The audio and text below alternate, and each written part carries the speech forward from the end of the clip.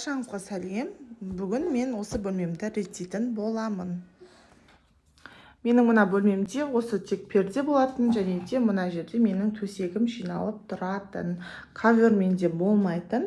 Жуып тазалап алғанға ыңғайлы деп, қазір барлығын әдемілеп реттеп қояйын деп жатырмын. Ал мына менің қыздарымның ойыншықтары. Мен қыздарым өскенше осы бұрыш осылай жататынына келістім. Бұл ешқашан жиналмайды, оны да түсіндім.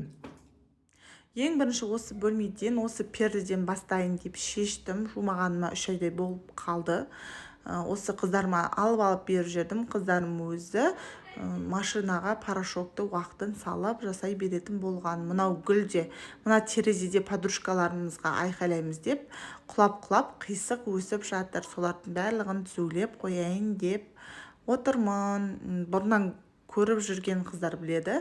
Менің жазикошым деген стенаға клей жабыстырғанды, бумага жабыстырғанды өте қатты жақсы көреді. Артынан мен үстіп жуып тазалап жүремін.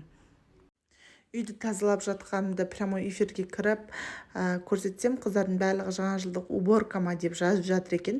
Жоқ, жаңа жыл болсын, 8 март болсын, праздник болсын, үнемі осылайнан жуып тазалап отырамыз ғой.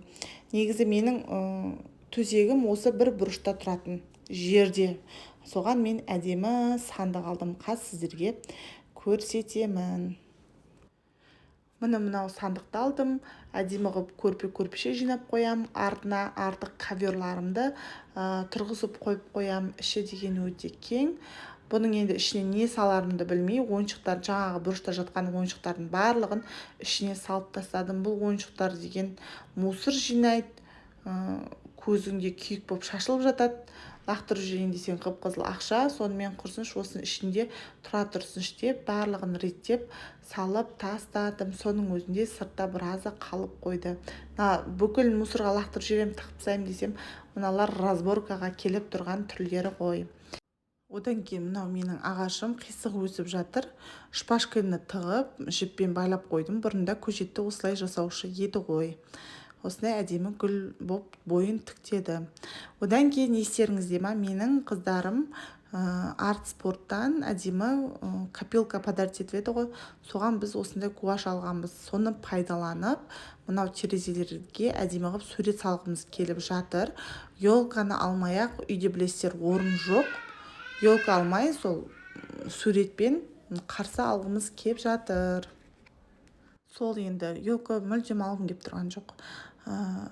Сонымен енді мынау перде жуылып бітті. Пердені су күйінше өтектемей-ақ іле саламын. Бір 20 минутта өзі кеуіп қалады. Одан кейін мен жарты көрпешемді сыртын жуып, әдемілеп тазалап қойғанмын. Соның барлығын қаптап, реттеп тігіп қойдым. Одан кейін мынау сандықты алғаныма өте қуаныштымын. Балдардың аяқ астында емес, әйтеуір түзу таза болып тұрғанына қуанып тұрмын. Енді ұзағынан сүйіндірсін деп жатырмын. Әйтпесе мына бала-шаға дейін осы көрпе төсекпен ойнай береді.